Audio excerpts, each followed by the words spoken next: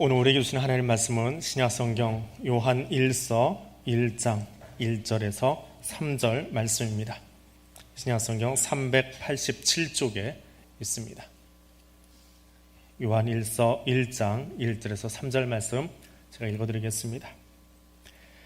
태초부터 있는 생명의 말씀에 관하여는 우리가 들은 바요 눈으로 본 바요 자세히 보고 우리의 손으로 만진 바라. 이 생명이 나타내신 바 된지라. 이 영원한 생명을 우리가 보았고 증언하여 너에게 전하노니 이는 아버지와 함께 계시다가 우리에게 나타내신 바 된 이시니라. 우리가 보고 들은 바를 너희에게도 전함은 너희로 우리와 사귐이 있게 하려 함이니 우리의 사귐은 아버지와 그의 아들 예수 그리스도와 더불어 누림이라. 아멘. 예수 안에서 모이는 예배로 또 온라인 예배로 예배 자리에 함께한 여러분들에게 하나님의 은혜가 늘 함께 하시기를 바랍니다. 주일 아침 교회로 오는 길이 참 많이 바뀌었지요. 제가 오도 10년인데 골목이 바뀌고 집이 바뀌고 허벌판했던 미사리는 완전히 딴 세상이 되어버린, 지금도 바뀌는 중입니다. 지금도 바뀌고 있지요. 이제 푸르지오 옛날 500번 종점, 거기도 지금 사전 점검이 끝나가고 있습니다. 어제 오늘 사전 점검하는 것 같고, 그거 할만하니까 좀 주택가 집들을 하나씩 둘씩 허물고 있습니다. 이리저리 매매가 되고 또 새로 건축이 들어가고 그래서 동네가 계속 공사하는 소리로 시끄러운 그런 모습을 보고 있습니다. 코로나19 때문에 교회 못 오신 분들이 오랜만에 교회에 오면 여러 가지로 낯설 겁니다. 골목도 낯설고, 교회 왔더니 주차장 문 닫아버리고, 원래 들어오던 문, 오늘 아침에 오신 분들 보셨죠? 화살표 붙어가지고 여기로 들어오지 마십시오, 정문으로 가세요. 갑자기 정문이 바뀌어버렸습니다. 오랜만에 왔더니 교회 정문이 바뀌어버렸어요. 또 그 정문이라고 하는 곳을 들어오다 보니까 칙칙하던 화단 없어지고 들어와서 손 세정하고 또 QR코드 체크하라고 합니다. 지난주부터 QR코드로 출석 체크를 하고 있는데 어떤 분들은 그게 좀 못마땅하신 분들도 있는 것 같아요. 자꾸 개인정보가 다른 데로 샌다 그래서 부담스러워 하시는 분들이 있습니다. 본인이 안 해도 QR코드를 저희가 찍는데 광고 시간이면 안 들으실 것 같아서 여기다가 그냥 넣어놨습니다. 원고에다가. 우리 교회에서 쓰는 교회 요람에 들어가는 QR코드를 극장이라든지 장례식장이라든지 대중 모임이 있는 곳에 가서 찍으면 안 먹힙니다. 이 QR코드는 우리 교회만 쓰는 겁니다. 우리 교회 안에서만 통용되는 것이고, 밖에서 쓰시려면 네이버나 카톡에 있는 정부에서 만들어준 QR을 써야 됩니다. 그래서 우리 교회에서 QR을 찍으면은 네이버나 카톡은 보건복지부로 데이터가 넘어가요. 근데 지금 여러분이 찍으시는 거는 교회 컴퓨터에만 저장이 됩니다. 그리고 혹 일이 생겼을 때, 혹 코로나 환자가 있을 때 그 주간에 출석한 명단만 저희가 따로 뽑아가지고 파일로 해서 그것만 드립니다. 그래서 여러분 명단이, 여러분 신상이 외부로 나가지 않는다는 것 그렇게 아시고 안심하고 쓰셔도 됩니다. 교육자들 입장에서는 좀 더 정확하게 출석을 체크하고 결석자들 체크하고 하기에 편리해서 기존에 있는 시스템에다가 QR을 같이 쓸 수 있도록 연동만 시켜놓은 겁니다. 달라진 건 아무것도 없습니다. 그렇게 좀 안심하고 쓰시면 좋겠습니다. QR코드 찍고 본당에 내려오니까 마스크 쓰고 줄 맞춰 앉아있지요. 여러분 앉은 자리에서는 잘 안 보이는데 제 자리에서는 참 재밌습니다. 재밌다고 표현하기는 건데 줄을 어쩜 그렇게 잘 맞출 수 있는지 몰라요. 초등학교 다닐 때 앞으로 나란히 하고 줄 맞추는 것처럼 앞으로 뒤로 줄이 쫙 맞습니다. 이런 예배를 언제까지 드려야 되나라는 생각이 들 정도로 좀 달라진 예배 풍경을 우리가 경험하고 있습니다. 일요일 아침에 대한민국 풍경이 어떨까요? 2015년에 인구 총조사라는 걸 했습니다. 그리고 아직 그 뒤로 하지 않았는데, 인구 총조사는 대한민국 모든 통계를 한꺼번에 다 내놓는 겁니다. 인구도 세세하게 다 조사를 하고 개별 방문을 해서 국가가 원하는 모든 데이터를 다 체계적으로 만들어 놓은 것인데, 그 중에 종교 인구를 데이터를 하나 냈습니다. 2015년 자료입니다. 그 뒤에는 조사를 안 해서 잘 모르는데, 저때 인구가 4,900만을 조금 넘겼습니다. 5천만이 조금 되기 전이었습니다. 그때 종교를 갖지 않았다, 나는 종교가 없다라고 표현한 사람이 56%입니다. 그리고 나머지 44%는 종교를 가지고 있는데 나는 종교인입니다, 종교가 있습니다라고 하는 사람 중에 가장 많은 퍼센테이지가 개신교입니다. 지금 우리가 다니고 있는 개신교가 20%입니다. 불교가 많을 것 같은데 그렇게 많지 않아요. 불교가 18%입니다. 개신교가 20%고요.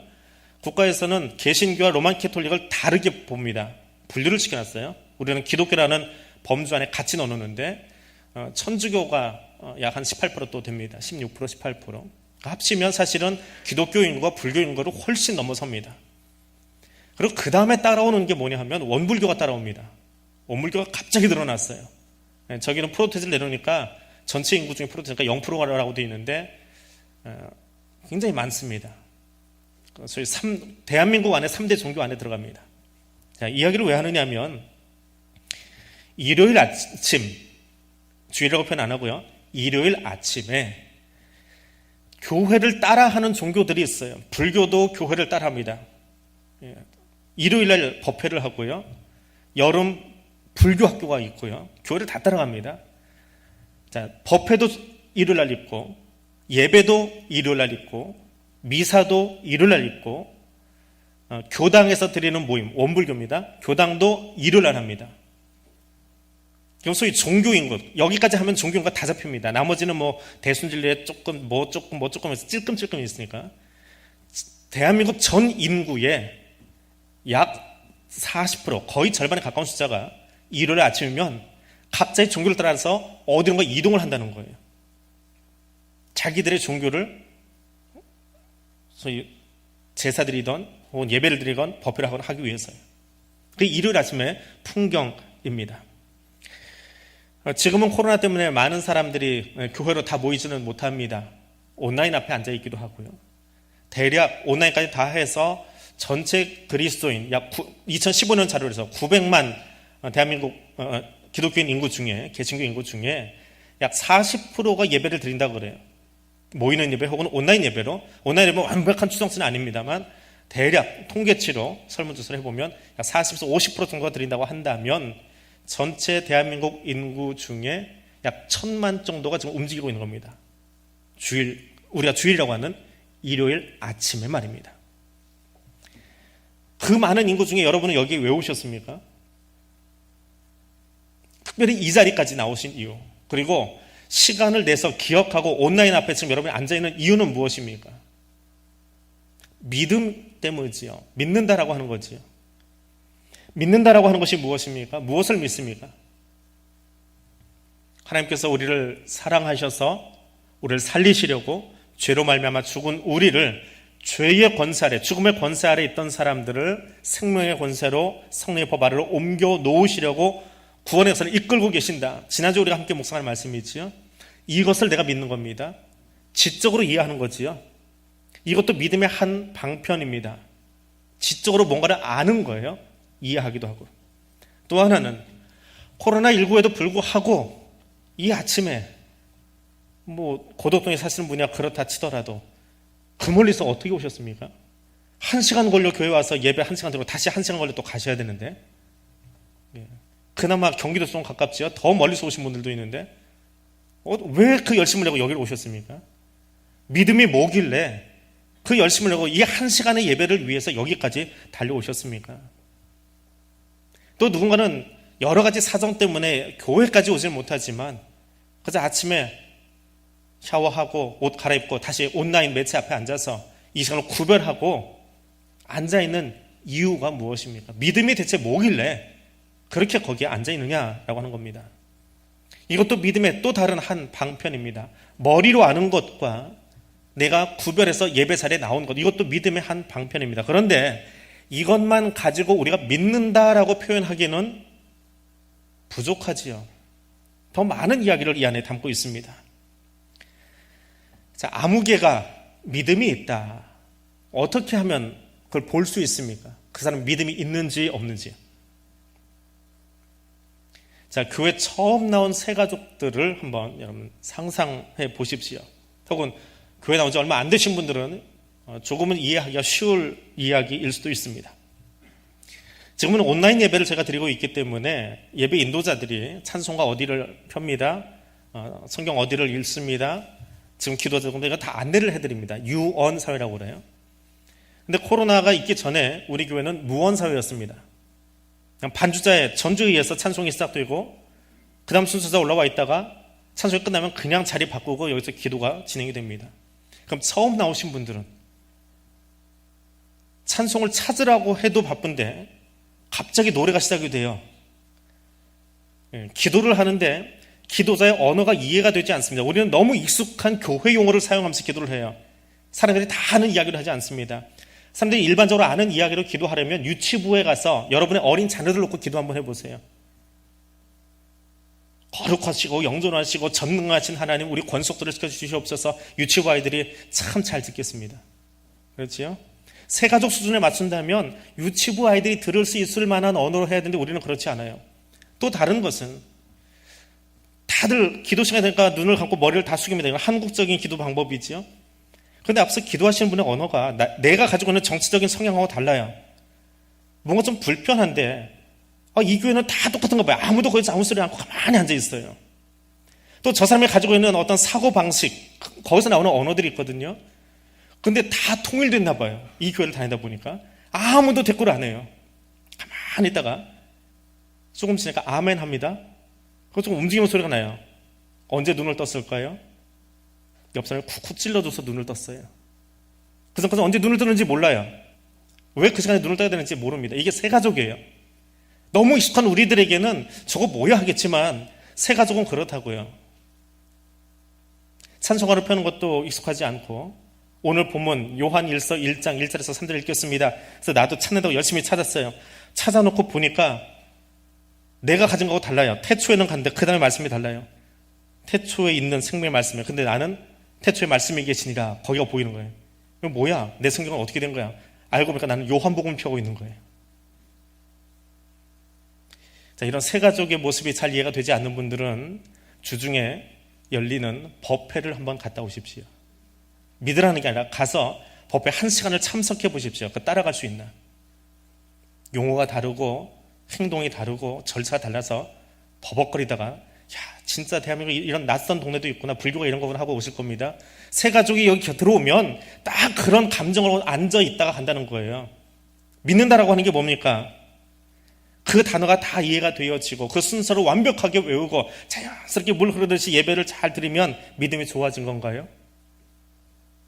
그건 아닐 겁니다.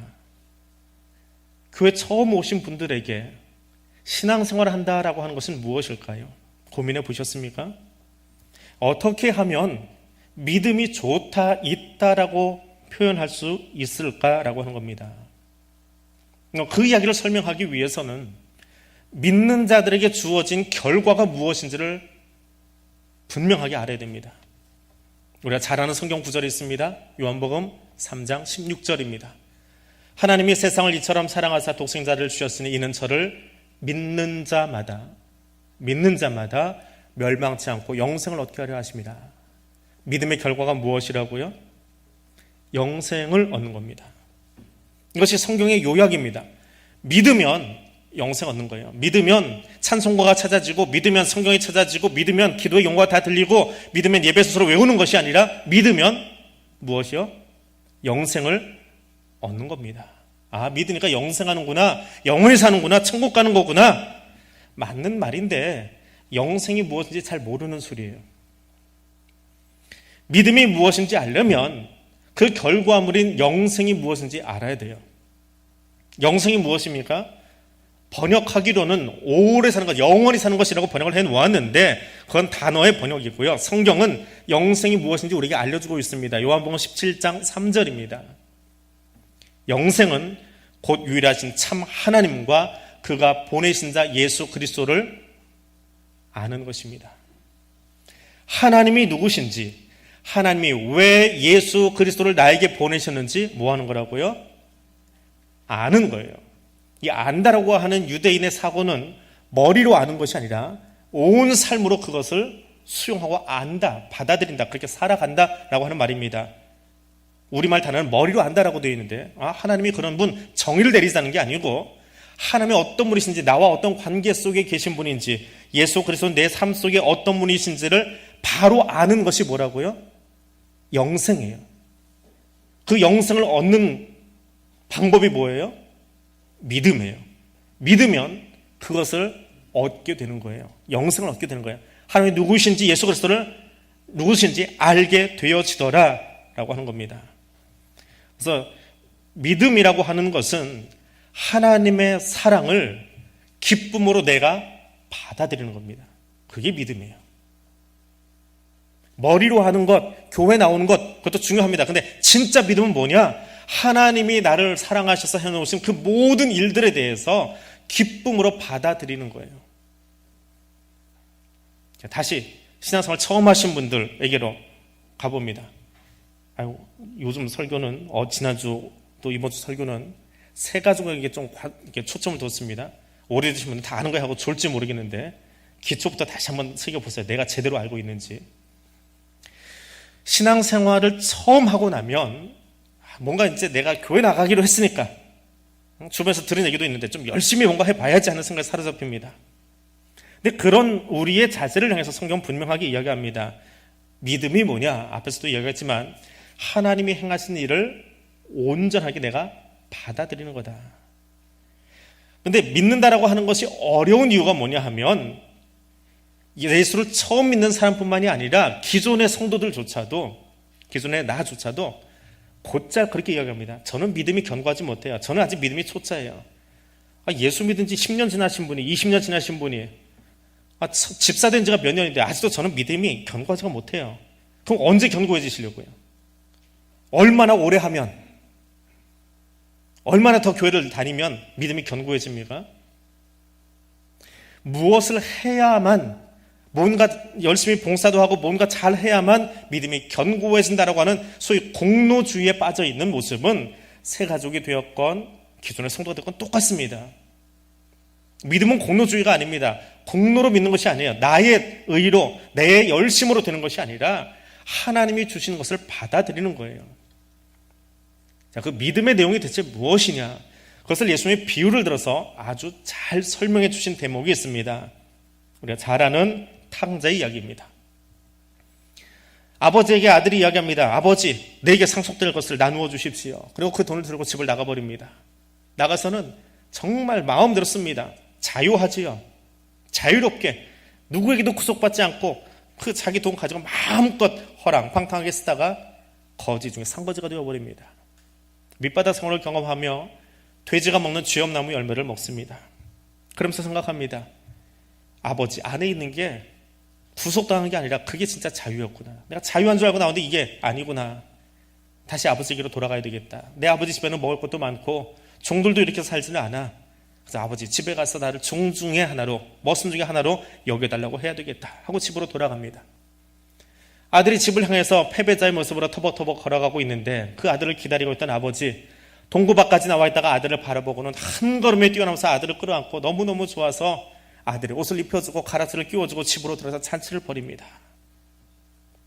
이때에 아들이 할 일은 무엇입니까? 아이고 아버지, 제가 지은 죄가 너무 많아서 이 옷 입지 못하겠습니다. 목욕이라도 하고 입어야지요. 이 남는 이 몸에다가 어떻게 이 고급스러운 옷을 입습니까? 머슴 옷 주십시오. 저는 머슴 되겠습니다. 아버지, 가락지는 너무 부담스럽습니다. 이건 아버지 아들이라는 표시인데 내가 어떻게 아버지 아들입니까? 아버지 호루 자식인데, 아버지 욕보인 자식인데 이거 가락지 어떻게 낍니까? 나 이거 못 끼겠습니다. 좀 거두어 주십시오. 잔치는 무슨, 아이고 아버지 이거 못 받겠습니다. 그저 찬 물에다가 밥 한 술만 말아주셔도 감지덕집니다. 저 그냥 다 망해가지고 쥐엄나무 먹다가 왔습니다. 밥 한 술만 주셔도 그것도 은혜입니다. 감지덕집니다. 이렇게 말하면 그게 겸손입니까? 아버지 가슴에 또 다른 못을 박는 거지요. 아들을 회복시켜주고 싶은 아버지의 사랑에 못 받고 비수 꼽는 일이지요. 탕자가 할 일은 무엇입니까? 아버지가 행하신 그 사랑을 있는 그대로 받아들이는 겁니다. 아버지 저를 그렇게 사랑해 주시는군요. 염치 없어 보입니다. 뭘 했다고 그 상 위에다가 자기 숟가락 얹어놓고 앉아 있습니까? 뭘 잘했다고 다시 아버지 재산 다 가지고 갔는데 가락지 다시 손가락에다 끼고 있습니까? 뭘 잘했다고 그 옷 입고 종들 앞에서 나 이 집 아버지 아들이야 라고 말할 수 있겠습니까? 그런데 탕자는 탕자가 할 일은 딱 한 가지입니다. 아버지가 행하시는 그 사랑을 아무 말 없이 그대로 받아들이는 것. 그것이 탕자가 할 수 있는 일입니다. 정말 눈물 나도록 부끄럽고 염치 없고 모렴치해 보이지만 그래도 그것을 받아들이는 것이 아버지의 마음을 가장 잘 안다라고 하는 탕자가 행할 수 있는 일입니다. 믿음이 무엇입니까? 우리가 은혜 받을 만한 자격이 있습니까? 아니요. 우리 에베소서 공부할 때 함께 나누었던 말씀이지만 우리는 본질상 진노의 자녀예요. 이미 망해버린 사람들이에요. 근데 그런 사람들에게 하나님이 찾아오셔서 감당할 수 없는 은혜의 옷을 입혀주셨어요. 하나님의 자녀가 되라고 가락지를 끼워주셨어요. 그리고 하나님 나라 잔치에 앉으라고 우리를 이곳에 초대해 주셨어요. 아이고, 저는 아직 믿음이 없었어요. 누구 가슴에 못 박는 거라고요? 저는 아직 이 가락지 낄 자격 없어요. 누구 욕보이는 거예요? 겸손이 아니라 그냥 하나님 욕보이는 거예요. 믿음은 하나님이 내게 행해 주신 그 사랑을 그대로 수용하는 겁니다. 나는 자격이 없지만, 나는 아직 그런 그릇이 안 되는 것 같지만 그건 내 마음이고요. 하나님이 내게 그 사랑을 베푸기로 작정하셨으면 그대로 수용하는 거예요. 그게 믿음이에요. 그리고 그것을 수용하는데 그냥 어거지라는 것을 기쁨으로 받아주는 거예요. 감당할 수 없는 그 사랑이지만 그대로 받아들이는 겁니다. 그리고 믿음은 거기서 멈추지 않습니다. 아버지의 사랑을 믿고 수용하고 받아들인 그 사람은 어떤 믿음의 자세로 살아갈까요? 성경은 이렇게 이야기합니다. 너의 사귐을 보여주어라. 이것이 믿음입니다. 자, 성경에는 기록되지 않았지만 탕자의 이야기를 조금 더 쓰자면 이렇게 써볼 수 있을 것 같습니다. 옷을 입고 잔치를 맛있게 그 자리에 참석해서 먹은 이 둘째 아들이 종들 앞에 가서 이야기합니다. 봐라, 이게 금수저야 이놈들아. 너희들은 평생 살아봐라 흙수저지. 아무리 살아도 우리 아버지가 다시 다 회복시켜주라 옷도 입고 가라지도 끼고. 그렇게 종들 앞에 섰다면 그것이 아버지의 마음을 잘 아는 아들의 모습이겠습니까? 아이고, 형님 참 딱하고 어떻게 그렇게 아버지 밑에서 목소리 하나도 못 내고 그러고 사시오. 날삼 나가서 마음대로 좀 살다 와봐. 그래도 아버지가 다시 다 해주잖아. 뭐 그렇게 그냥 앞뒤 꽉 막혀가지고 그러고 살고 있어. 맨날 파트너에서 일이나 하고. 형한테 그렇게 이야기한다면 그것이 돌아온 탕자의 모습이겠습니까? 절대로 그럴 수 없지요. 이 탕자는 어떻게 살아야 됩니까? 종들 앞에서 아버지가 아들의 지위를 회복시켜 주었습니다. 뒷짐지고 헤매하는 것이 아니라 내가 당신들 형편을 알아요. 나도 나가 살아보니까 그 못된 주인들 참 많소이다. 그래서 난 쥐 없는 열매 먹고 왔소. 근데 내가 이 집 주인의 아들로 있는 한 당신에게 쥐 없는 열매 먹지 않게 하겠습니다. 종들을 대우할 줄 아는 주인으로 살아가겠지요. 형님 미안합니다. 나는 이미 내 생전의 아버지 재산 내 목 다 차지했던 사람이요. 이건 다 형님 거니까 안심하세요. 나 마음 안 바꾸겠습니다. 제게 노엽지요. 아버지에게 노엽지요. 나 송아지 앞에 앉아있을 때 형하고 아버지하고 투닥거리는 거 내가 들었어요. 정말 죄송해요. 나 때문에 아버지하고 아들하고 아버지하고 당신하고 싸우는 거 봤어요. 죄송해요. 죄송해요 형님. 형님 마음 풀릴 때까지 내가 형님 존중하고 형님 하자는 대로 할게요. 그것이 돌아온 아들의 진짜 변화된 모습 아니겠습니까? 그렇게 살아야지요.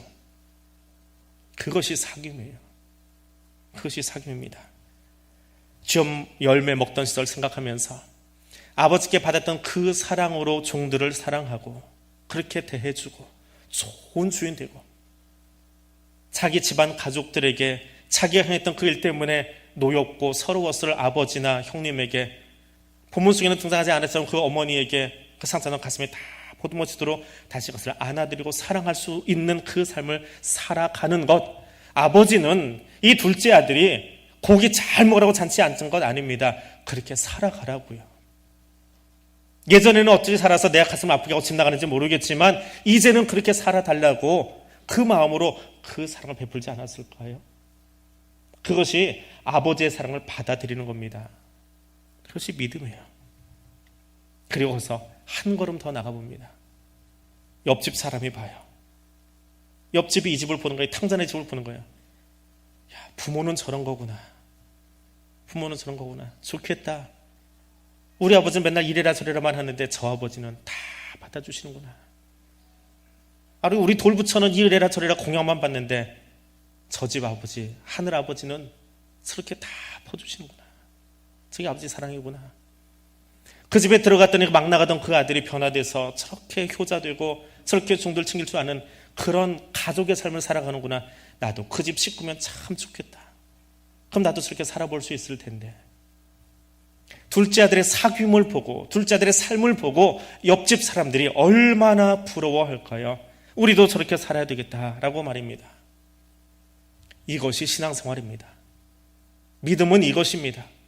아버지 사랑을 받아들이고 아버지의 용서해 주심을 믿고 아버지의 마음을 기쁨으로 내 가슴에 새기며 살아가는 것, 그것이 신앙생활입니다. 은혜 입을 자격은 없지만 아버지께서 내게 자녀의 옷을 입혀주시고 자녀의 권위를 끼워주시고 영생을 선물로 주셔서 그것에 감사해서 예배의 자리에서 삶 속에서 그것을 누리고 나누는 것, 이것을 우리는 쉬운 말로 성도의 교제라고 부릅니다. 영어로는 fellowship이라고 번역을 했고요, 원어를 다시 번역해 놓은 것이 사귐입니다. 그래서 밥 먹고 놀자는 것이 아니에요. 차 마시러 가자는 이야기가 교제가 아닙니다. 하나님께 받은 그 사랑 그대로 내 가슴 속에 녹여내서 감당할 수 없는 그 사랑을 우리 가족 공동체 안에서, 신앙 공동체 안에서 다시 나누며 살아가는 것이 사귐이요, 그것이 믿음이요, 그것이 신앙생활입니다. 그래서 믿음은 지적으로 우리 아버지는 이런 분이야, 하나님이 이런 분이야 아는 것도 중요하지만 모이는 예배 자리로 시간을 내어서 온라인 예배 앞으로 시간을 내어서 나오는 것도 중요하지만 더 중요한 것, 그 감격을 가지고 살아가는 거예요. 그래서 이웃 사람들이 나의 그 사는 모습을 보고, 옆에 있는 사람들이 우리의 그렇게 사귀는 모습을 보고, 교제하는 모습을 보고, 저 집 참 부럽다, 저 교회 참 멋있다, 나도 그 교회 일원 되어보고 싶다, 그런 삶을 살아낼 수 있는 것이 믿음입니다. 자신의 삶에 대해서, 하나님의 사랑에 대해서 알고 이해하고 그대로 사귀며 살아가는 것, 또 그것을 보여줄 수 있는 것입니다. 다시 처음으로 돌아갑니다. 코로나19 때문에 힘든 세상을 살고 있습니다. 누가 제일 힘들까요? 대한민국 다 힘들죠. 누가 제일 힘들어요? 다 힘들어요. 쉬운 사람 아무도 없습니다. 다 힘들어요. 이야기를 나누다 보면 다 자기 입장에서만 이야기해요. 저도 제 입장에서만 이야기할 수 있습니다. 학부형 입장에서는 요즘 같은 때는 등록금 돌려줬으면 좋겠어요. 근데 어찌어찌 하다가 한 대학에 지금 교회 담임 목사다 보니까 그거 가지고 감사로 들어가 있습니다. 재단 감사를 하다 보니까 학교 입장에서는 지금 줄일 수가 없어요. 등록금 돌려주면 학교 망합니다. 돈이 더 들어가요. 거기 갔다 오고 나니까 말을 못하겠어요. 애들한테 입 딱 다물었습니다. 학교는 돈 더 들어간다. 학교는 학교들이 너무 힘들어. 다 내 입장에서만 이해하고 있는 거예요. 또 다른 입장에서 가서 보면 또 다른 일들이 좀 벌어졌어요. 다 힘들어요. 그런데 그 힘든 와중에 사람들이 일요일 아침에 돼서 밖에 나가 보니까 일단의 무리들이 마스크 쓰고 빨간 건물로 모여들고 있어요. 빨간 건물로 가는데 소처럼 끌려가는 게 아니라 뭐가 그렇게 좋은지 웃으면서 여기서 만나면 웃고 저기서 만나면 웃고 손들고 인사하면서 빨간 건물로 모여들고 있어요. 뭐가 저렇게 좋아서 마스크 쓰고 일요일 아침에 저기로 들어갈까? 들어가는 사람들을 보니까 손 세정을 하고요, 뭐 뒤적뒤적 뭘 꺼내더니 휴대폰 꺼내서 뭘 만지작 하고요. 들어갈 때부터 뭐 공산당인가 하나하나 다 체크하고, 우리는 그거 싫어서 장례식장도 안 가고 있는데 다 꺼내가지고 그 비표 체크해가면서 건물로 들어가는 그 사람들, 여러분을 세상 사람들이 쳐다보고 있다고요. 이 일요일 아침에 뭘 그 QR을 다 끄집어내가지고 그걸 하고 있냐고요. QR 찍기 싫어서 장례식 안 가는 사람도 있거든요. 영화 좋아하는데 영화 보러 갔다가 그 QR 찍는 거 싫어가지고 영화 끊어버린 사람도 있어요, 요즘은. 근데 뭘 좋다고 그거 다 꺼내가지고 교회까지 와서 그걸 찍고 있냐고요. 참 희한한 사람들이거든요, 세상에 보기에는. 한 시간쯤 지나니까 그 사람들이 다시 빨간 건물에서 나옵니다. 뭘 듣고 나왔는지 얼굴이 달라요. 눈빛이 달라요. 들어갈 때도 기분 좋아서 허허거리고 들어가는데 나올 때는 더 신나게 이야기하고 거리 유지 잘해주고 그 모습을 보면서 대체 저 안에서 무슨 일이 일어나길래 저 사람의 표정이 저렇게 바뀔까? 지난주에는 어떤 사람이 그 사람들한테 손 잡혀서 같이 끌려 들어갔어요. 근데 그 사람이 그 안에 들어가서 1시간 머물다 나오더니 동네에서 사는 모습이 달라졌어요. 그렇게 걸걸하던 사람이 말투가 바뀌고 사는 모습이 바뀌고 가게에 와서 주인들이랑 그 이웃 사람들 대하는 자세가 바뀌고 저 망나니 인생도 저 빨간 건물 안에만 들어갔다 나오면 바뀌는구나. 대체 저 건물 안에서 뭐가 일어날까? 세상 사람들은 그렇게 교회를 보고 있다고요. 빨간 건물 안에서 무슨 일이 일어나고 있는 겁니까? 어떤 일이 일어나고 있는 거예요? 예수 안에서 아름다운 교제가 일어나는 거지요. 사귐이 일어나는 거지요. 하나님과 함께하는 모습이 일어나는 거지요. 그러니까 그 1시간을 지나고 나면 또 다른 삶의 사람이 되어서 다시금 세상 속에 예수 향기로 나아가고 있는 것. 그런 사람들을 바라보면서 세상 사람들이 그렇게 이야기합니다. 저건 그리스도인이야. 그게 그리스도인이에요. 빨간 건물 안에 들어갔다 나왔는데 그렇게 살지 못하면 다른 단어로 불리지요. 그렇게 살지 못해서 그런 거예요. 그리스도인이라 불리는 사람들. 어떤 목사님은 그렇게 이야기하십니다. 성경이 참 어려워요. 그 어려운 성경이 무엇인지를 풀어놓은 책이 있습니다. 이 단어가 무엇인지, 원래 단어는 어떤 의미로 쓰였는지, 배경이 무엇인지, 앞뒤 전후 문맥을 다 설명을 해주고 성경에 없는 또 다른 자료를 끌어다가 해놓은 책이 주석이라고 하는 책이 있습니다. 그 주석은 굉장히 많아요. 종류가 정말 수백 수천 가지입니다. 그런데 이 세상에서 가장 비싸고 가장 귀한 주석은 바로 당신이라고요. 성경을 읽고 내 삶 속에 녹여내서 그대로 살아가면서 세상에 보여주는 바로 여러분이 이 세상에서 가장 값진 성경 주석입니다. 여러분 지금 그 인생을 살아가고 있는 겁니다.